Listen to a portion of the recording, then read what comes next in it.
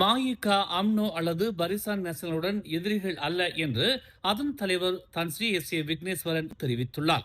எனவே பரிசானில் மாயிகாவின் எதிர்காலம் குறித்து மேலும் அறிக்கைகளை வெளியிடுவதை தவிர்க்குமாறு தனது சக கட்சி தலைவர்களை அவர் வலியுறுத்தினார்.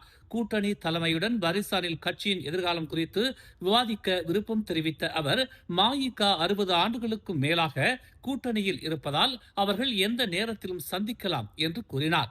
மாயிகா பரிசானில் இருந்து வெளியேற வேண்டும் என்ற கட்சி உறுப்பினர்களின் நோக்கம் கட்சியின் எதிர்காலத்திற்காக என்றும் விக்னேஸ்வரன் குறிப்பிட்டார். ஒரு முடிவு எடுக்கப்பட்டால் மாயிகா யாரையும் அச்சுறுத்துகிறது என்று அர்த்தமல்ல. மாயிகா ஒருபோதும் அப்படி இருந்ததில்லை. யாருடைய உணர்வுகளையும் புண்படுத்தும் நோக்கமும் மாயிகாவுக்கு இல்லை என்று ஸ்னார்ஹரியான் அவர் கூறியதாக செய்தி வெளியிட்டுள்ளது.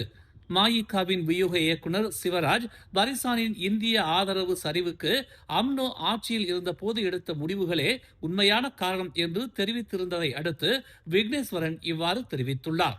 இதனிடையே புதன்கிழமை அமார் ஜாகிர் ஹமீடி மாயிகா அதன் எதிர்காலம் குறித்து எடுக்கும் எந்த முடிவையும் ஏற்றுக்கொள்வதாக தெரிவித்தார்.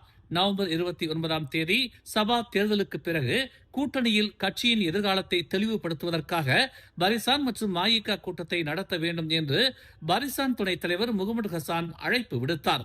இதனை ஜாகிட்டும் வரவேற்றார் என்பது குறிப்பிடத்தக்கது. மேலும் செய்திகளை தெரிந்து கொள்ள தமிழ் மலர் இணையதளம், தமிழ் மலர் செயலி மற்றும் மலர் டிவி யூடியூப் சேனலை வலம் வாருங்கள்.